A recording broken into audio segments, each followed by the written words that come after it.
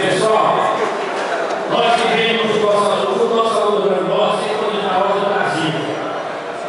E nós vivemos a Camisa América, grandes craques. Mas sabe o Arthur? É o símbolo do nosso aluno da América do Grande Norte. Eu tenho o prazer de, com a Camisa do América, jogar com esses dois pés que estão aqui. Ele é um dos maiores jogadores, os três maiores jogadores da minha geração, a Gavião e Silvio participar. São dos três, eles são dois participar desse trio. E é um orgulho para mim, né? No ano que o presidente Alex Fernandes anuncia a volta do nosso aluno América, eu estava lá dois companheiros de três sertões, nosso treinador, e muito feliz. E eu gostaria de citar até um fato aqui, que foi com o Silvio. Silvio